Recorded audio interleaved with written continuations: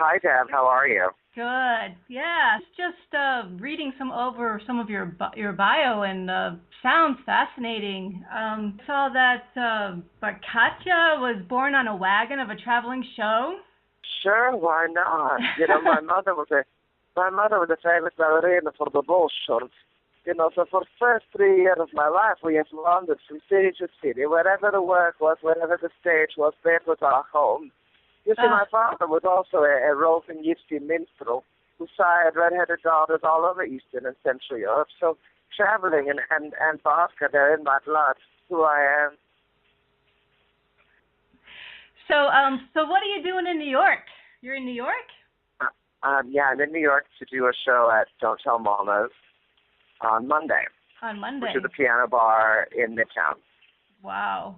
Yeah, pretty cool. I'm actually in Massachusetts right now. Oh, really? Yeah. Whereabouts? Yeah. Western Mass, Northampton.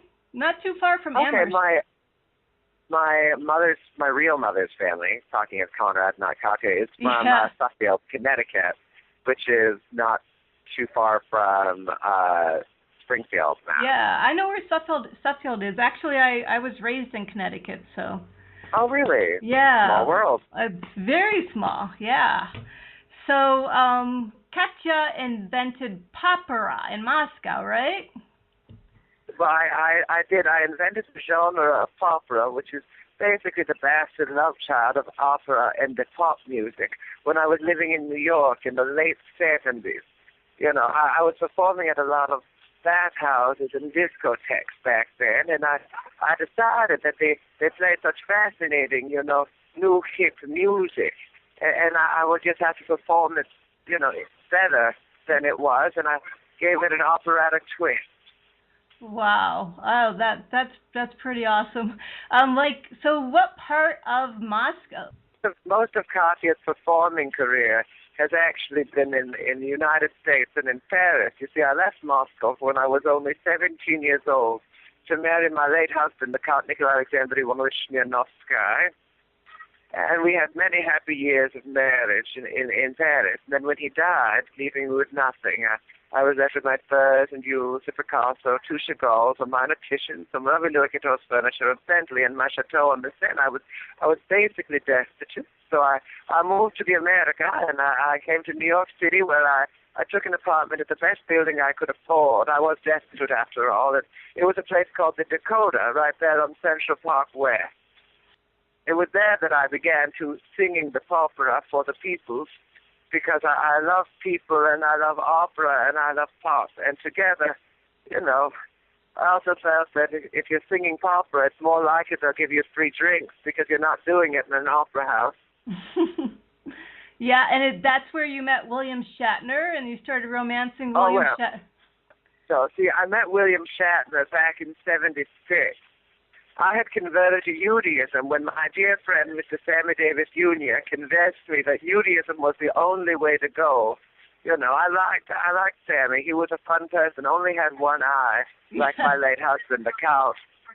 But really convinced me to convert to Judaism, so I decided to take a birthright trip to the home of my people, Israel, and it was a special birthright trip for wealthy American celebrities, and that's where I met Willie Shatner. He's a fellow Jew, and we had a brief but very passionate love affair. It only lasted 8 nights. It was during Hanukkah. During Hanukkah. Yeah, and how about young Barbra Streisand? I heard you mentored Barbra. Well, I met Babs. That was back in Paris before I moved to New York. It was 1966, and I was doing a show at the Ritz there in Paris. It was a little bit Kate Thompson, a little bit Khaled, and the hottest ticket in town. And one night, Babs came to the show. Babs had a terrible problem with stage fright. So she came backstage, and I offered her to come, perform with me the next day. And she was very young at this point, remember. And she was too frightened. So I gave her a few tips on how to overcome stage fright. Basically, tips on letting the audience avoid it. I taught her things like, always make sure your microphone matches your outfit. It distracts the audience. It's very important to keep tea in quotations on the stage because it's a good cover for vodka. And the more you drink, the more fun everyone's going to have. And also, if you're feeling insecure about a part of your face, maybe your nose, just emphasize something else, like your nails. I taught her that. I also taught Barbara that if you just change the melody and the words to a song, no one will have any idea if you messed it up. And she has lived by that since then. I believe you, yeah. And so what happened with Siegfried and Roy and their snow leopard? Something about bartering? Well, you know so many things about my life. Yes, there are many things in my life I don't recall very well. But one night I got drunk in Las Vegas with my pianist Joseph Cannon and Celine Dion. And we got so smashed that we went into the circus, and I tried to trade Joseph, my accompanist, for one of the snow leopards in the Siegfried and Roy show. I thought it would be a fun pet, maybe a nice coat. That's about all the story. They didn't go for it. No, I guess not. Yeah. And I don't understand. Are you still working at Macy's cosmetic counter? I mean, well, how could you have a time? I am a part-time Chanel counter lady at Macy's department store in Union Square in San Francisco. So I like to mingle with the people, and it's a nice job. I've worked there for a long time. I'm a seasoned employee, so I get benefits. As a performer, you don't get benefits. And Macy's is a fun place. And I do like to be aided by the masses. It's my civil duty. And you probably get lots of good cosmetics at a good price too, right? Well, beauty is power.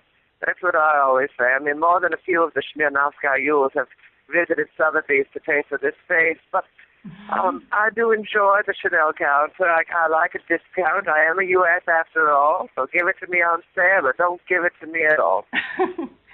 You're doing the show in San Francisco, and do you have other plans for any more surprises? Well, I'll be doing back in the USSR. Katya sings the Beatles songbook in August at the Raz Room, which will be very exciting. That's with my band. I actually have known all four members of the Beatles at one point or another in very different ways. And then what else we have? I'm doing in my Christmas spectacular at the Raz Room in December, and then there's countless other shows. I do a show at Martuni's every third Sunday of the month, and I host a cabaret contest every first Sunday. Well, you stay super busy. Yeah. So I try. Yeah. If you're too busy, you don't age. That's what I say. I don't have time to get old. No time to get old. Yeah. You started teaming up with Triptych Theater. This is their. Oh, this is our first joint production. Michael, he runs that production company. He was a fan of mine, and he said, "Katya, I think we could make some money. We should do a show." And I said, "All right, I'm all up for performing at a theater. This theater is called the Traveling Jewish Theater, and how appropriate is for me to doing a show at a traveling Jewish theater? I just think that's grand." Definitely, yeah. I mean, it's the right thing to do since you did date William Shatner during Hanukkah, right? I did. Just one minor footnote in the